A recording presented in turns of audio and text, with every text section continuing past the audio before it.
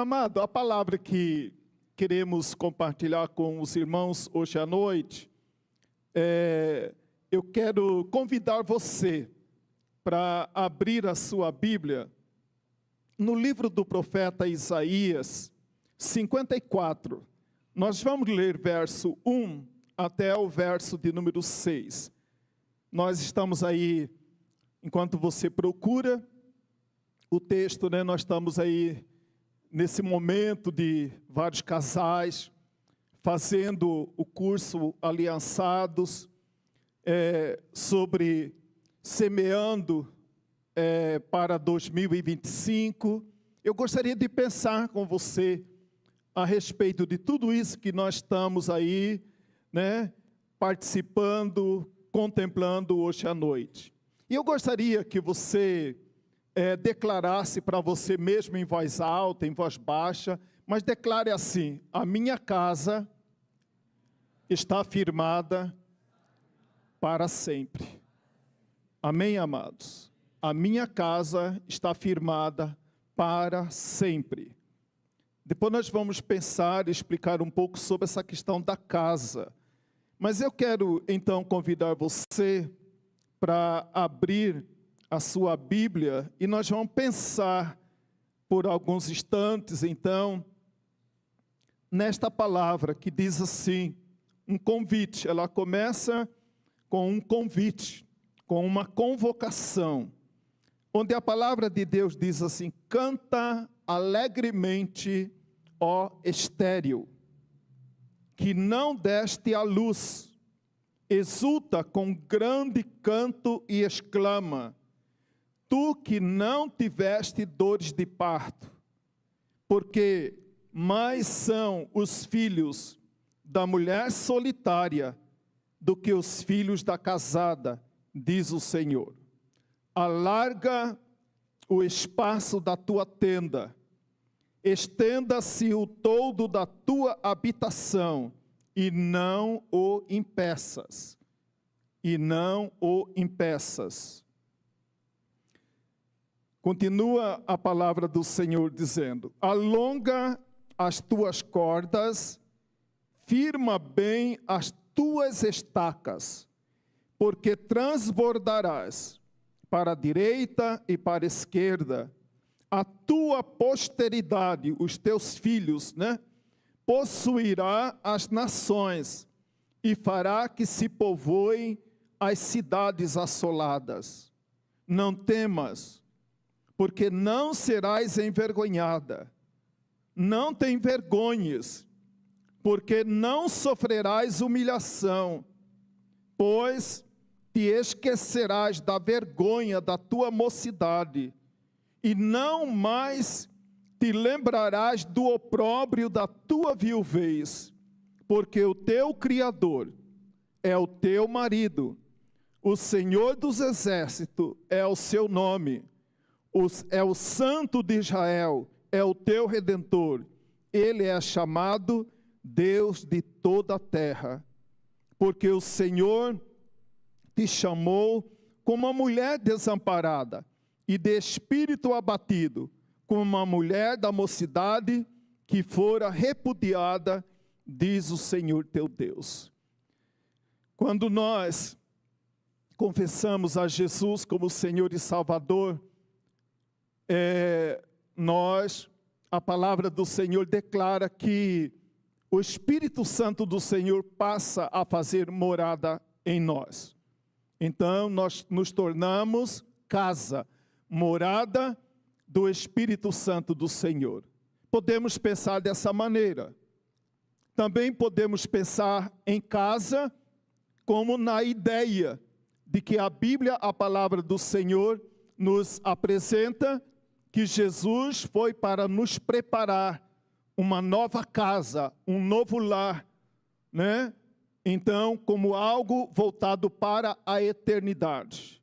Mas eu também posso pensar aqui nesse texto da palavra como casa o seu lar, A casa onde você mora, olhando para o seu casamento. Eu quero, para introduzir a nossa reflexão, eu quero aqui imaginar com você 3 cenários. O primeiro cenário está lá, descrito no Salmo de número 46.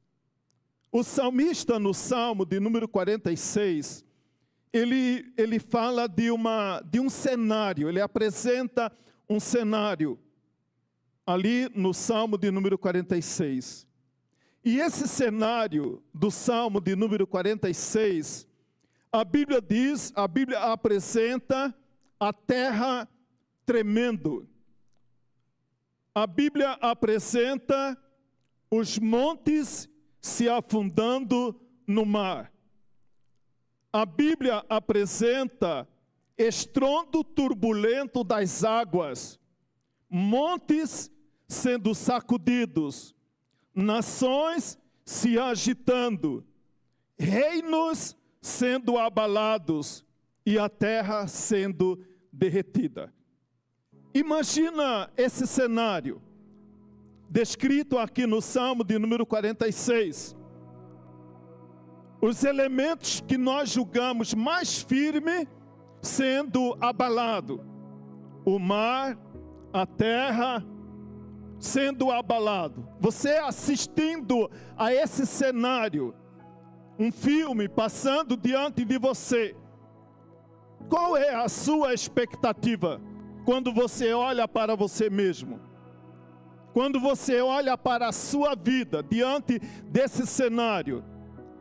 Se o mar se agita, os montes sendo sacudidos, nações se agitando em guerra, reinos sendo abalados e a terra se derretendo diante dos seus olhos. O que você imagina para você mesmo diante de um cenário dessa natureza? A terra sendo derretida, como se fosse algo tão simples, algo tão insignificante. Certamente, amado, nós seríamos abalados. Talvez nós seríamos envolvidos em um cenário de descrença, né? De acabou, é o fim de todas as coisas. Mas nesse primeiro cenário, o salmista ele termina fazendo uma declaração para Israel. Porque nós somos facilmente tomados por um cenário, principalmente quando esse cenário é de guerra, quando é de confusão, é de coisas ruins, é de peste, de guerra, de fome, destruição. Então isso gera em nós uma inquietação, um desassossego, uma falta de fé, de esperança muito grande. Então, quando o salmista, no Salmo de número 46, ele apresenta esse cenário, ele termina declarando dessa maneira: o Senhor dos exércitos está conosco, o Deus de Jacó é a nossa torre segura.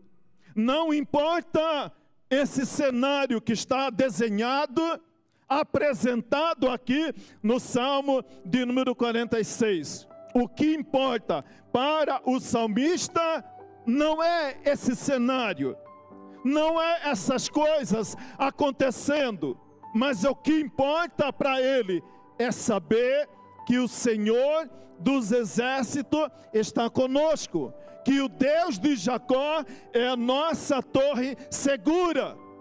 Então essa já deve ser para cada um de nós algo que acalma o nosso coração, algo que diminui a nossa inquietação diante desse cenário.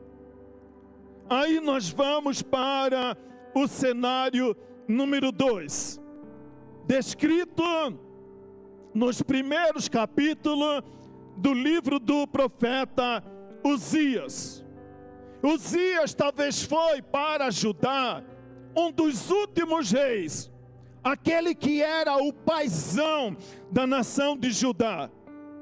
E por aquele homem, ali, aquele coração de um rei, é como se fosse o coração de um grande pai, ele trouxe estabilidade para Israel. Ele trouxe tempos de paz para Israel. Ele trouxe tempo de prosperidade para a nação. Mas acontece, a palavra do Senhor nos diz, no capítulo 6 do livro do profeta Isaías, o rei Uzias morre. Com a morte do rei Uzias, muitas pessoas talvez já começavam a imaginar o que seria da nação, o que seria deles como povo de Deus, se o paizão deles, que dava segurança, paz, prosperidade, significava tranquilidade, ter uma vida sossegada, uma vida tranquila. Agora esse homem morre. E aí, então eu imagino, amados irmãos, que a tristeza, o desânimo, o medo, a instabilidade, a fragilidade, a desorientação foi impactada Israel por esses sentimentos. A morte do rei Uzias abalou a nação. E a Bíblia então diz que logo após a morte do rei Uzias, algumas nações do norte, que estavam ao norte de Judá, elas se aliançaram para atacar Judá. E a Bíblia diz então que o rei da Síria, em aliança com Peca, rei de Israel, aliançaram para atacar Judá. Nesse segundo cenário, então a Bíblia diz que o coração de Judá, o coração da nação de Judá se agitou com essa notícia. O coração do povo de Judá se agitou de uma maneira tão grande como o vento agita as árvores do bosque. Isaías, capítulo 7, verso de número 2. Isaías, capítulo 7, verso número 14. Ao tempo em que Israel agora Judá é invadida por um espírito de tristeza, desânimo, medo, fragilidade, desorientação, nesse cenário a Bíblia faz uma profecia. Isaías levanta para profetizar para Judá, dizendo: portanto, o Senhor mesmo vos dará um sinal. Eis que a virgem conceberá e dará luz a um filho, e lhe chamará Emanuel. Quando nós lemos Isaías, capítulo de número 9, se você puder olhar aí o que diz Isaías também, no capítulo 9, verso de 1 a 4, a Bíblia diz assim: mas para a terra que estava aflita, não continuará a obscuridade. Deus, nos primeiros tempos, tornou desprezível a terra de Zebulão e a terra de Naphtali, mas nos últimos dias tornará glorioso o caminho do mar, além do Jordão, Galileia dos gentios. O povo que andava em trevas viu grande luz, e os que viviam na região da sombra da morte, resplandeceu-lhes a luz. Tens multiplicado este povo, a alegria lhe aumentaste, alegram eles-se diante de ti, como se alegram na ceifa, e como exulta quando repartem os despojos, porque tu quebraste o jugo que pesava sobre eles, a vara que lhes feria o ombro e o cetro do seu opressor, como no dia dos midianitas. No primeiro cenário, Israel é apresentado diante de um cenário de destruição. No segundo cenário, o desânimo também toma conta de Judá, porque o papai Uzias morreu.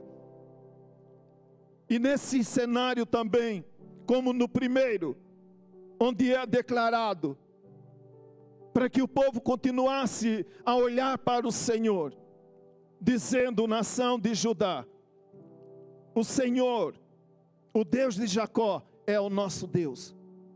O Deus de Jacó é a nossa torre segura. Não importa se reinos se abalam, não importa se a terra se derrete, não importa o que aconteça, aconteça o que acontecer, o Deus de Jacó não deixou de ser o nosso Deus. Ele continua sendo o nosso Deus. Quando aqui no segundo cenário, Judá desanimada, frustrada, preocupada, porque o rei Uzias, o grande rei, havia morrido, vem o Senhor com esta mensagem para Judá: Emanuel, o Deus conosco, não deixou Israel, não deixou Judá ao léu da sua própria sorte. Não tema o que o rei da Síria, não tema o que o rei de Israel está planejando contra vocês. Emanuel está com vocês. O Deus conosco está com você. No terceiro cenário, que é esse que nós lemos agora.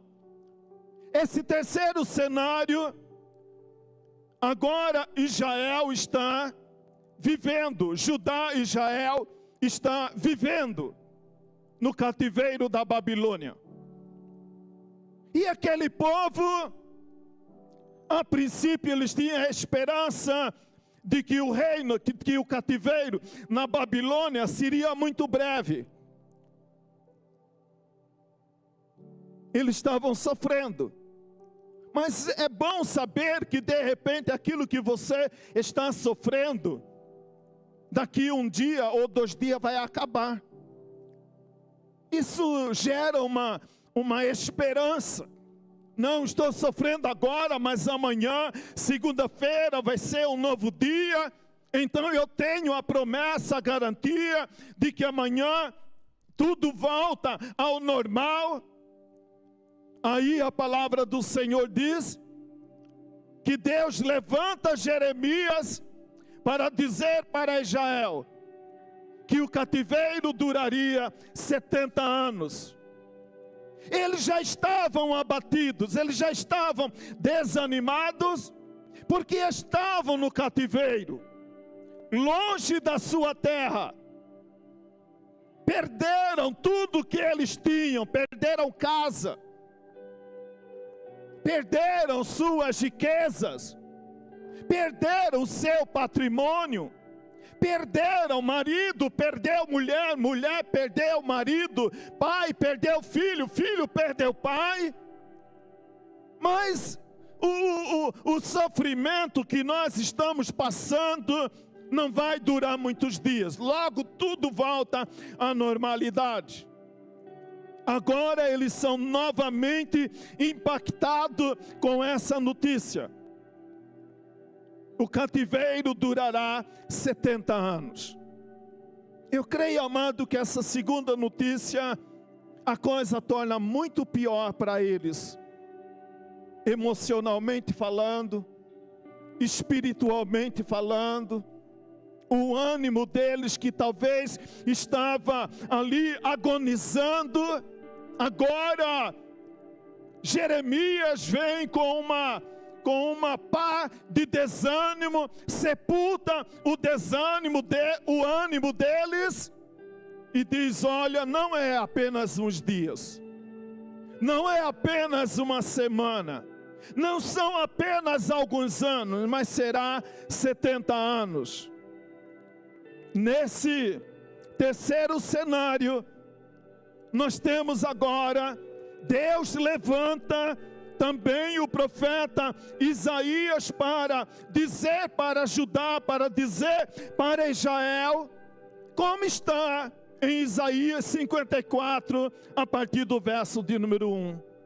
Quando a Bíblia diz para aquela nação que estava agora totalmente desanimada, frustrada, sem esperança, desanimados com o futuro, vem o profeta Isaías naquele cenário e diz: canta alegremente, canta alegremente.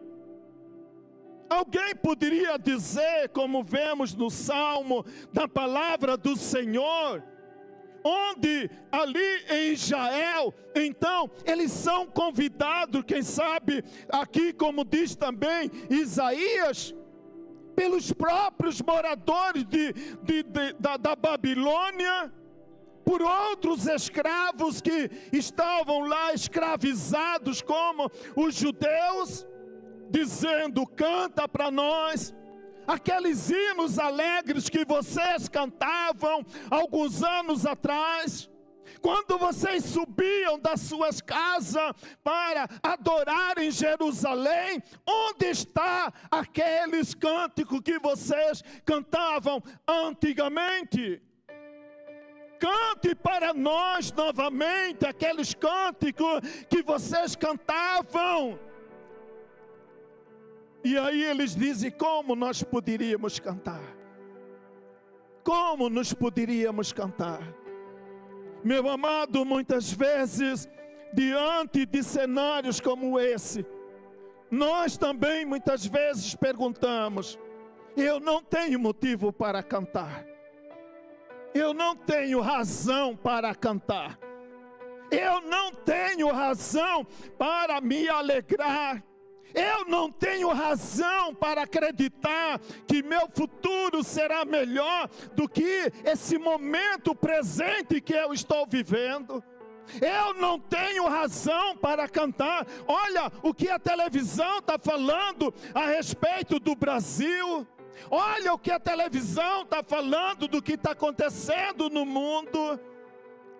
É diante desse cenário, amado, voltando nosso olhar novamente para o Salmo de número 46, quando a Bíblia apresenta a terra tremendo, os montes se afundando, o estrondo turbulento das águas, monte sendo sacudido, nação sendo agitada, reino sendo abalado, terra sendo derretida. O Senhor dos exércitos está conosco. O Deus de Jacó é a nossa torre segura. Enquanto eu estiver seguro nessa torre segura, que é o meu Deus, não temerei mal algum, porque tu estás comigo. Porque tu estás comigo. Não importa se reino se abala, não importa se as águas se agitam, não importa se a coisa vai de mal a pior, mas a minha fé não é circunstancial, a minha fé não é dependendo da circunstância, porque o meu Deus não é um Deus de circunstância, porque Ele reina absoluto sobre todas as coisas. Ele reina absoluto, independente do que o mundo diga para mim. Eu creio que o que tem a última palavra a respeito da minha vida está escrito na palavra. Não importa o que rede de televisão X, revista Y, ou site, ou seja lá o que for, esteja dizendo, a minha vida não está condicionada a essas coisas. A minha vida está condicionada no Deus da palavra, no Deus que me sustenta, no Deus que está conosco, no Deus que está comigo, no Deus que a sua bondade, a sua misericórdia me segue, me guarda, me livra em cada passo que eu vou. Eu sei que Ele está comigo. E aí, amado, quando então o povo é chamado para cantar alegremente, como eu falei anteriormente, Salmo de número 137, verso de número 4, ele diz: como haveríamos de cantar? Você não sabe o que está acontecendo comigo? Você não sabe o que está acontecendo com meu filho? Você não sabe o que está acontecendo com o meu marido? Você não sabe o que está acontecendo no meu lar? Não importa, amado. Não importa. Aí o Salmo de número 137, quando o próprio povo pedia para Israel cantar os seus alegres cantos, Israel estava lá na Babilônia, lambendo as suas próprias feridas. O mundo, as circunstâncias, causa ferida em nós. Mas quanto de nós, amado, amamos ficar lambendo as feridas que alguém gerou em mim? Eu estou aqui, né? Lambendo as feridas porque meu marido, minha mulher, a igreja, fulano de tal. A gente gosta de ficar lambendo ferida. Lamber ferida é uma coisa muito indigesta, né? É melhor até parar de falar, senão você vai ficar sem vontade de jantar. Mas a gente gosta de ficar lambendo feridas. O povo estava lá, ao invés de cantar os seus cânticos, a Bíblia diz que eles estavam lá ressentidos, alimentando os seus ressentimentos. Ao invés de cantar, eles estavam rancorosos, ressentidos, rancorosos. E a Bíblia diz que eles penduraram as harpas e, assentados, se entregaram ao choro. Se entregaram. Simplesmente se entregaram. E quando lembravam das feridas, lembrava dos traumas, dos golpes. E é interessante, amado irmão, que quando, aqui no Salmo de número 137, quando Israel é chamado para cantar alegremente os seus cantos que eles cantavam, então, ao invés de cantar, eles dizem assim: olha, um dia Deus vai levantar a mão contra os meus inimigos, vocês, babilônios, Deus vai levantar a mão, e aí vai chegar o dia que alguém vai pegar os seus filhos, como vocês pegaram os nossos filhos, e vai bater a cabeça dele nas pedras. E aí vocês vão ver o que é bom para tosse e experimentar a mesma coisa que vocês fizeram conosco. Esse era o estado do povo de Israel. Ressentido, amargurado, rancoroso, lambendo as feridas que lhe foram causadas, ao invés de cantar alegremente ao Senhor. Aqui, a Bíblia diz aqui em Isaías 54, quando a Bíblia, a palavra do Senhor, chama Israel: canta alegremente, ó estéril. A esterilidade para uma mulher judia, judiava com ela. Porque quando uma mulher na cultura judaica da época, era estéril, ela era vista como amaldiçoada, ela era desprezada. Dificilmente o marido continuaria com ela, porque a mulher tinha o dever de gerar descendente para a sua tribo.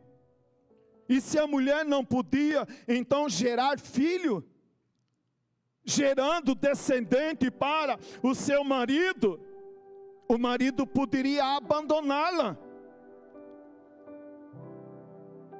E Jael estava agora como uma mãe estéril. Estava ali como uma mãe que não conseguia gerar filhos.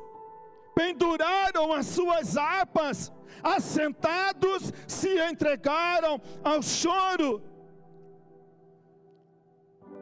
Exulta com alegre cântico, canto e grito de alegria. É conforme vemos na NVI. Grite de alegria. Muitas vezes, amado, o grito que nós damos é de desespero.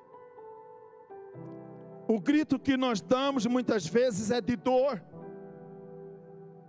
Não, talvez, raramente alguém grita de alegria. Como alguém gritaria de alegria em um cenário desse?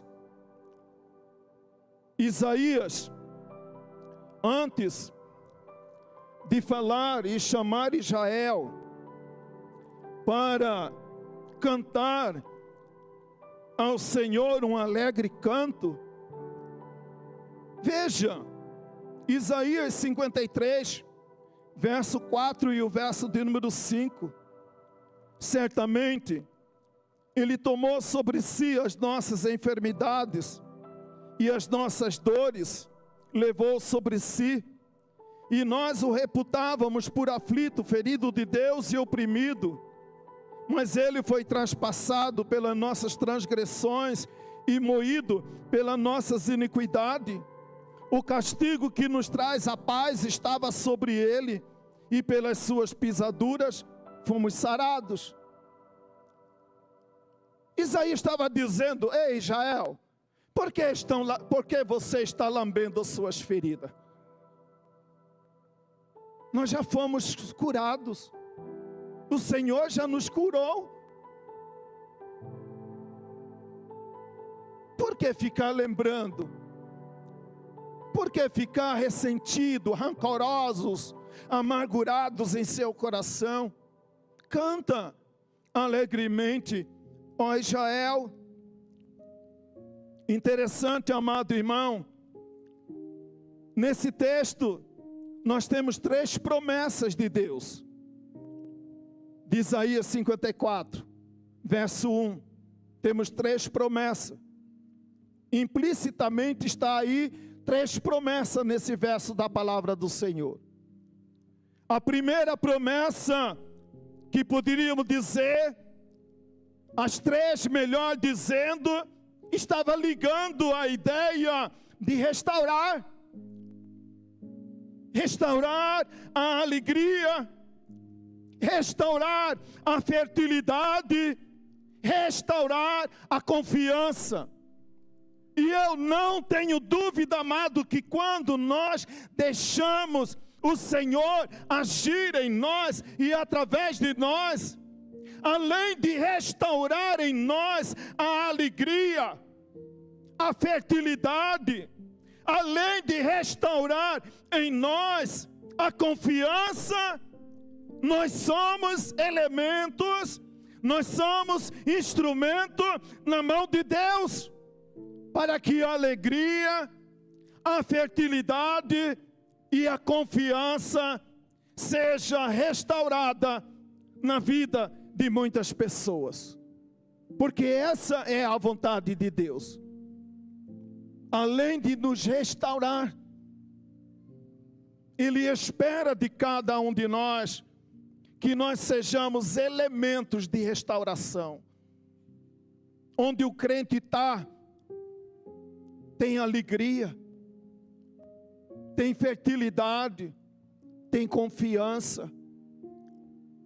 Essa é a mensagem, esse é o propósito de Deus para Israel e para cada um de nós. Veja bem, amado, aí no verso de número 2, se no verso 1 nós temos 3 promessas, mas nós sabemos também que num relacionamento de aliança, marido e mulher têm deveres e têm também os seus privilégios. Nós temos dever, mas nós também temos os privilégios. E aí, quando a palavra do Senhor diz que nós aceitamos esse desafio de independente de qualquer circunstância, sempre alegrar no Senhor, a alegria do Senhor é a nossa força.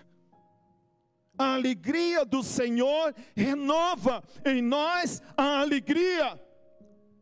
A alegria do Senhor renova em nós a ideia, o propósito de termos uma vida abençoada.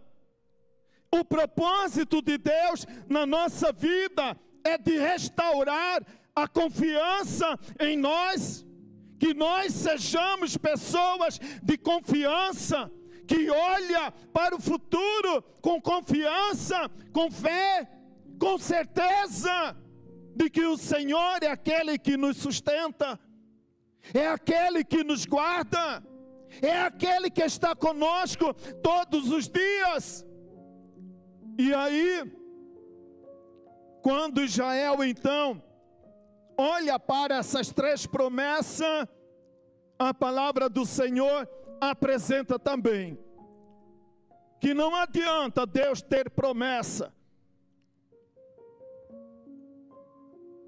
Essa promessa de Deus, ela pode ser uma semente que pode dar fruto, mas depende do coração. Depende da terra que recebe. Uma semente pode ser muito boa, mas uma semente para dar fruto, para nascer e produzir, ela precisa de uma boa terra. A semente pode ser de primeira qualidade, mas se o terreno não está devidamente preparado, acessível, pronto para receber essa semente, a semente vai morrer, porque não depende só da semente, depende do coração, depende do solo. A palavra de Deus, amado, para germinar e dar fruto, não depende só de Deus, depende de mim. Depende de você. Como está o seu coração? Como está a sua fé? Como está a sua confiança no Senhor? A Bíblia diz que um semeador saiu a semear, e uma semente produziu 100, outra semente em outro produziu 30. Mas a Bíblia também diz que outra semente caiu, e ela foi sufocada, ela morreu, ela não gerou nenhum fruto. Então não adianta a semente ser boa, não adianta Deus ser bem intencionado para comigo, se eu não estou acessível à voz de Deus, a cumprir o que Deus está dizendo. Olha, eu tenho promessa para te abençoar, mas agora vem a segunda parte. Que segunda parte, pastor, é essa? Primeira, no verso de número 2: alarga o espaço da tua tenda. O Senhor tem promessa para restaurar a alegria, a fertilidade, a confiança, Mas agora, verso de número 2. Verso 1, depende de Deus. Verso 2, depende de mim e de você. Para que isso aconteça na minha e na sua vida. E no caso aqui do texto é a ordem de Deus. Alarga o espaço da tua tenda. Alarga a tua visão, alarga o teu entendimento. Pare com esse entendimento de escravo. Pare com esse entendimento de um homem sem Deus. Pare com esse entendimento de mulher sem Deus. Você agora é nova criatura. É nova criatura. As coisas velhas já passaram, já ficou para trás. Para que ficar lambendo a ferida do passado, os erros do passado, os enganos do passado? Olhe para frente, olhe para o Senhor, autor e consumador da nossa salvação. E Hebreus, eu quero dar uma tarefa para você. Eu estava meditando no que nós estamos compartilhando agora. Veja bem, amado. Hebreus capítulo 11.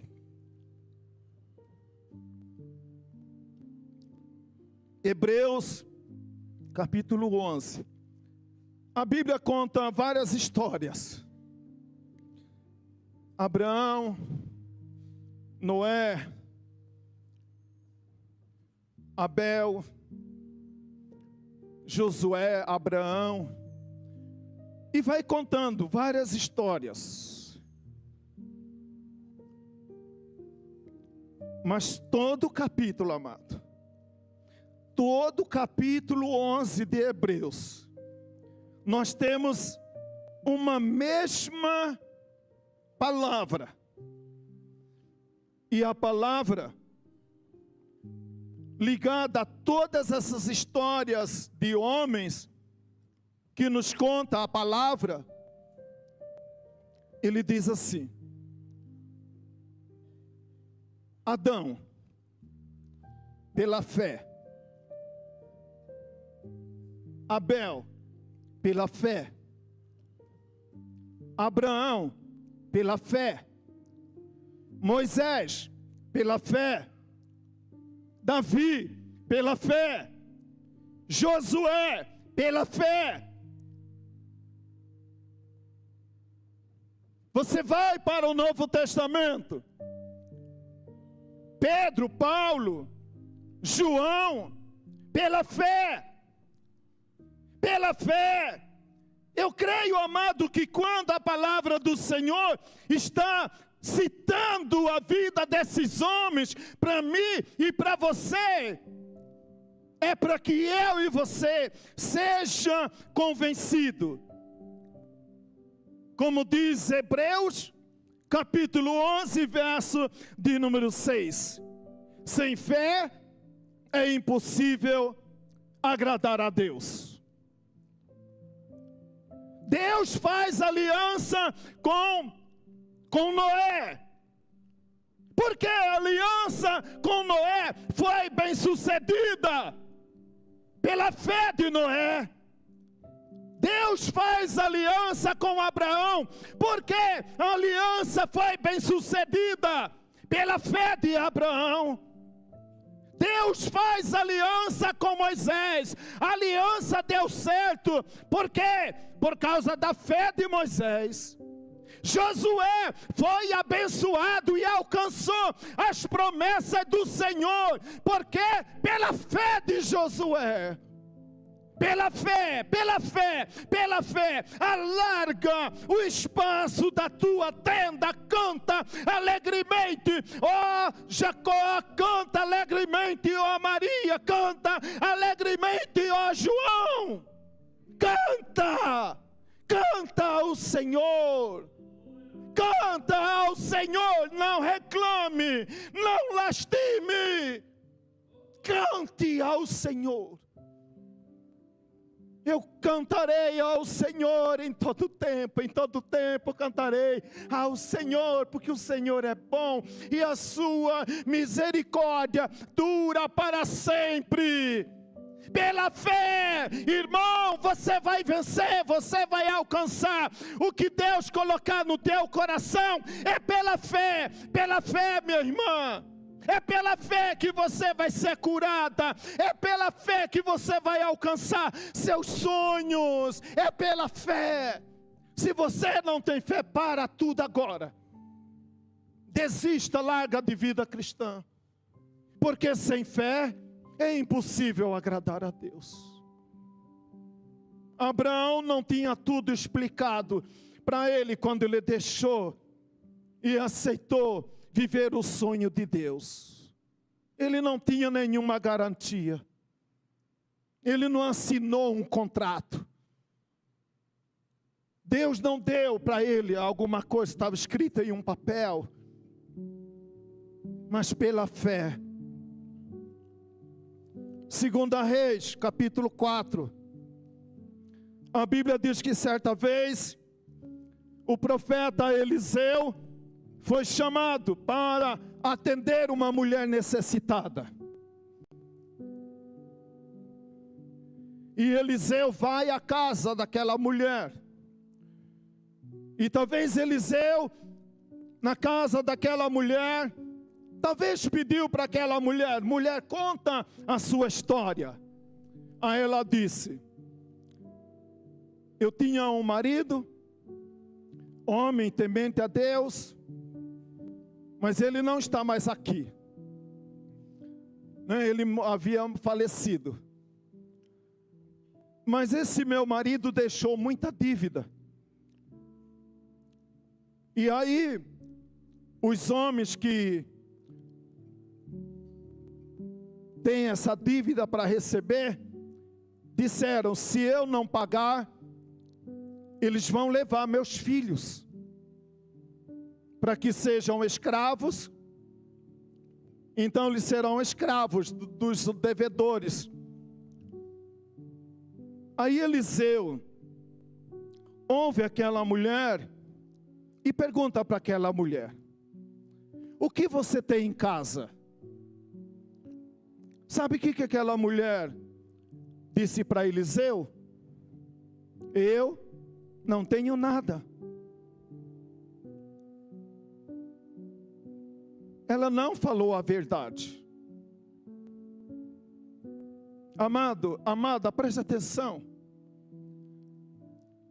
Muitas vezes você fala: porque eu não tenho dinheiro, eu não tenho nada. Eu não tenho uma casa bonita, eu não tenho nada, não tenho carro, não tenho boi, não tenho fazenda, eu não tenho nada. Você não tem nada? Tudo que você tem não vale nada? Você tem um coração. Quantas pessoas morrem porque o coração dela morre? Você tem rim, tem fígado. Você tem tanta coisa. Aí basta vir uma doença, a gente já chama até a pessoa pela doença que ela tem.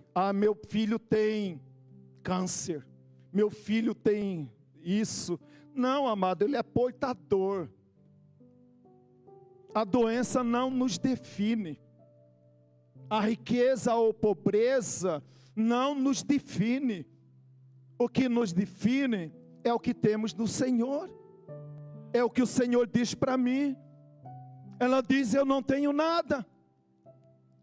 Aí de repente aquela mulher, ela olha e diz: olha, eu lembrei, eu tenho apenas um pouco de azeite. Veja bem, amado, primeiro ela não valoriza o que ela tem. Depois dela não valorizar o que ela tem, ela diz: eu tenho isso, mas isso aí não vai refrescar nada, não vai pagar minha dívida, porque eu tenho apenas um pouco de azeite. Ela mentiu. Depois ela revela que ela não valoriza o que ela tem. Quanto de nós, amado, não valorizamos o que a gente tem? Eu tenho uma mulher maravilhosa, uns filhos maravilhosos, umas netas e netos maravilhosos. Eu tenho tantas coisas, como você também tem. E aí a Bíblia diz então, que o Eliseu diz para aquela mulher, traga para mim umas vasilhas. Aí ela olha na sua casa, imagino eu, ela olha na sua casa e não tem muita vasilha. Eliseu fala, vai nos seus vizinhos e busca ajuda, busca vasilha com ele. Muitas vezes, amado, a gente também, até para pedir ajuda, muitas vezes a gente é orgulhoso. Aí você quer que a igreja adivinha, que os irmãos adivinham, mas você não procurou. Eliseu fala, olha, se você não tem vasilha, vai atrás de quem tem. E diz para ela, olha, não traga pouca, traga muita vasilha.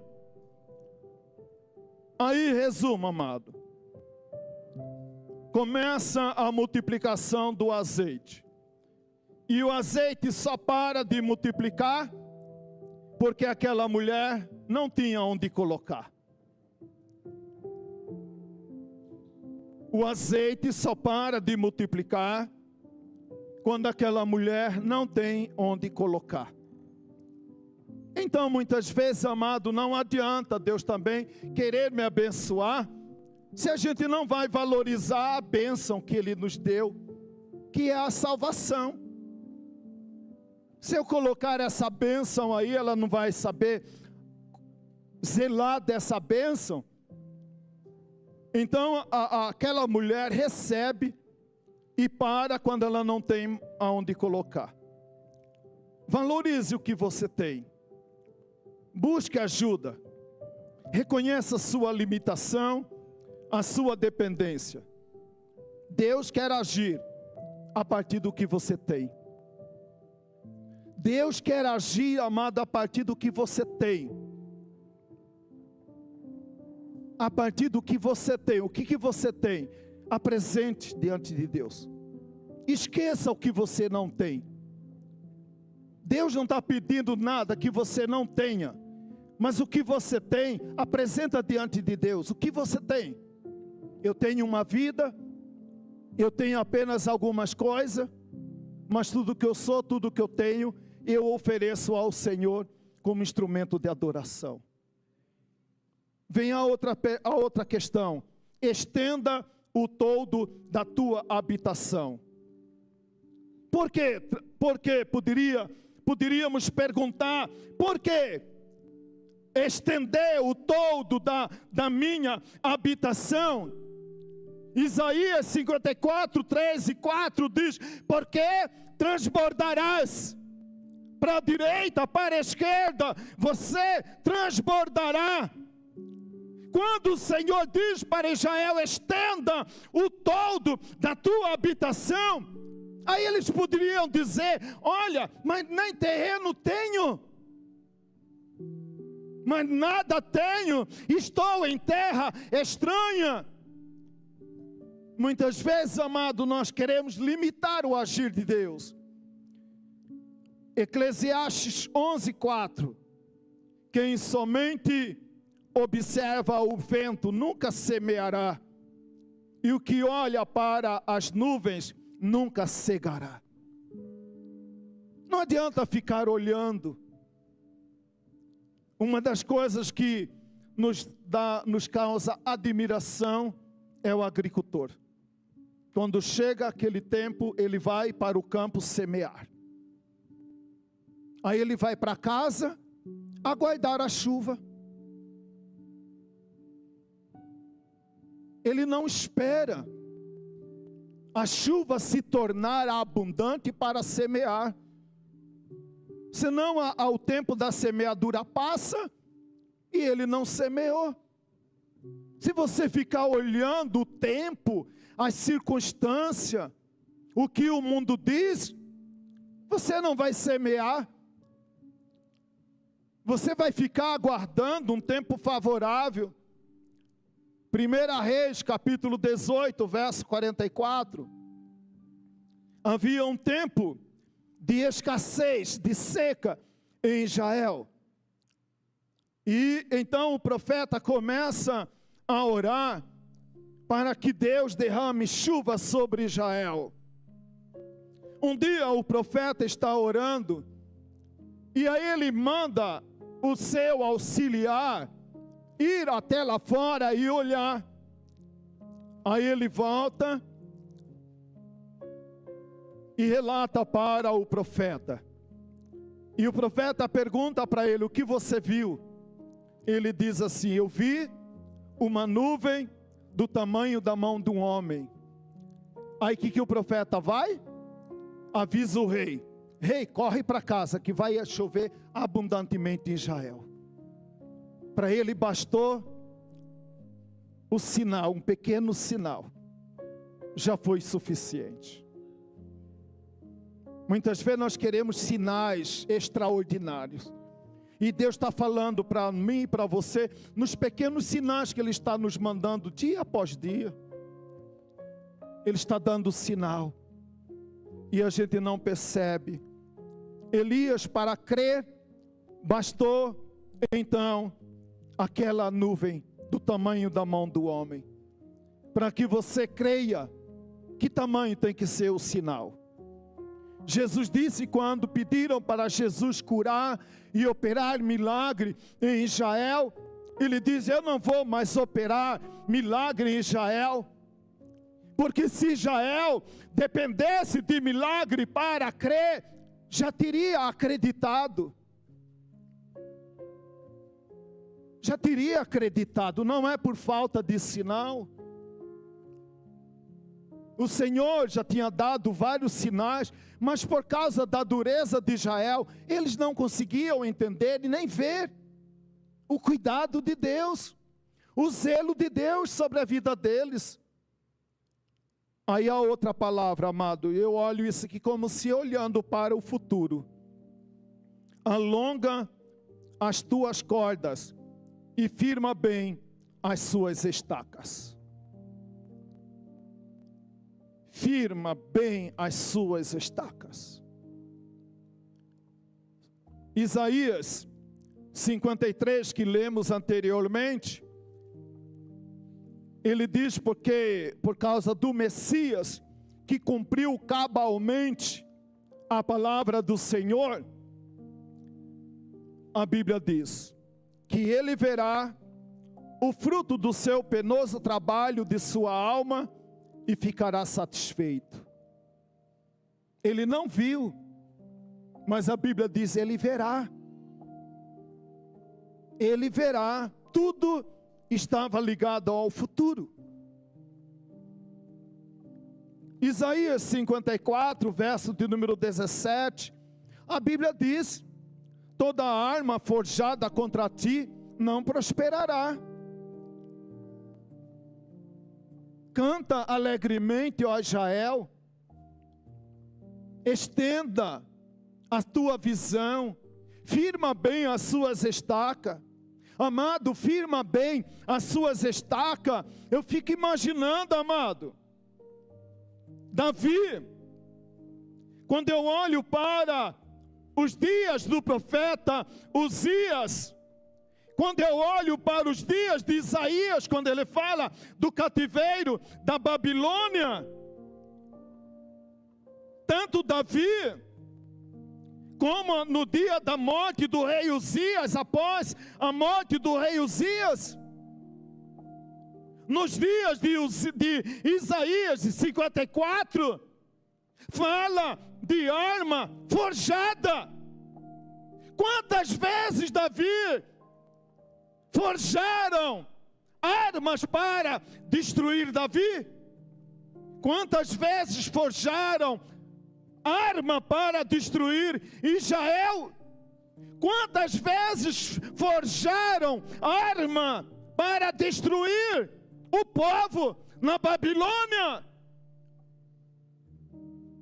Mas a Bíblia diz, para mim e para você, também o mundo pode, alguém de alguma origem, de alguma natureza, você pode também ter armas forjadas contra você, mas toda arma forjada contra ti não prosperará, não vai prosperar. Semeie, confie, espere no Senhor. Ah, pastor, forjaram arma para me destruir, forjaram dificuldade. Não importa, amado. O salmista, Salmo de número 124, ele também fala de fúria da natureza. Ele fala da fúria das feras. E ele compara Israel como um inocente pássaro. Mas aí no Salmo de número 124, a Bíblia diz, o salmista começa dizendo: não fosse o Senhor que esteve ao nosso lado. Ora, diga a Israel, se não fosse o Senhor que esteve ao nosso lado, quando os homens se levantaram contra nós, nos teriam engolido vivo. E ele continua a dizer, quantas armas forjaram contra nós, mas ele termina dizendo no último versículo: o nosso socorro está no nome do Senhor, Criador do céu e da terra. O nosso socorro está no Senhor. E porque eu sei que o meu socorro está no nome do Senhor, eu descansarei a minha alma e vou semear e vou colher em nome de Jesus. Porque o Deus de Jacó está comigo. Se você está em aliança com o Senhor, o Deus de Jacó está com você. E se o Deus de Jacó está com você, assim como está firmada para sempre a nossa casa no céu, também está firmado para sempre as promessas do Senhor para a sua vida. Descansa no Senhor e espera nele, e verei o que o Senhor fará por mim.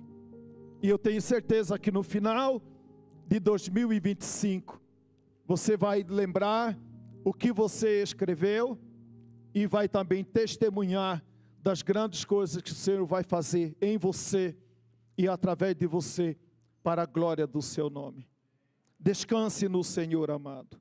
Espera no Senhor. Para terminar, Isaías 54, ali, verso de número 10, a Bíblia diz assim, Isaías, está caindo um papel aqui, tudo quanto é canto. Isaías 54, verso de número 10. Veja como termina, amado. O texto que nós lemos, 54, verso de número 10. Diz assim, termina no 17, que eu já citei. Verso de número 10. Porque os montes se retirarão, e os outeiros serão removidos, mas a minha misericórdia não se apartará de ti. E a aliança da minha paz não será removida, diz o Senhor, que se compadece de ti. Não vai haver monte, não vai haver nada, porque como diz o profeta, agindo Deus, quem impedirá? Tem ferida na alma? Pare de ficar com isso. Volte-se para o Senhor. Confie no Senhor e espera nele. Vamos ficar em pé e vamos orar. Eu quero orar também por você, meu irmão, para que você coloque nessa carta que você vai endereçar para o Senhor, né? Nessa virada do ano, e guarde o que Deus disse para nós nesta noite. firma bem as suas estacas. Nós não sabemos como vai ser 2025, por isso você tem que estar firmado, ó, firma bem as suas estacas.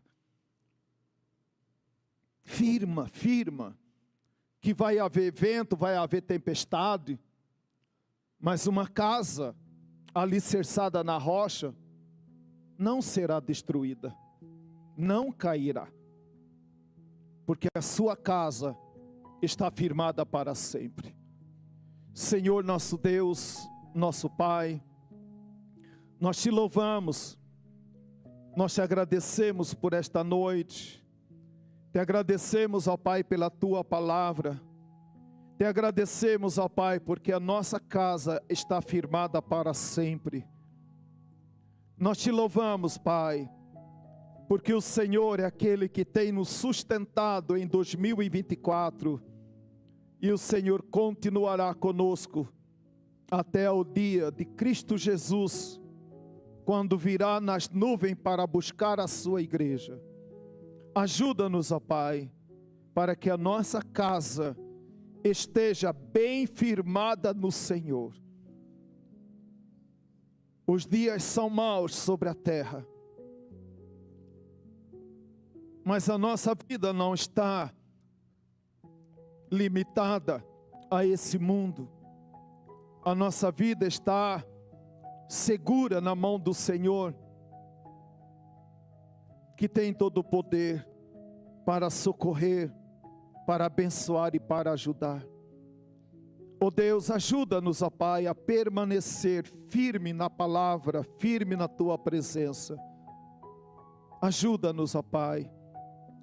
Ajuda-nos, ó Pai, a colocar e descansar o nosso coração, sabendo que o Senhor é aquele que tem nos guiado, que tem nos sustentado, que tem nos guardado e continuará também nos guardando, nos abençoando e nos livrando de todo mal.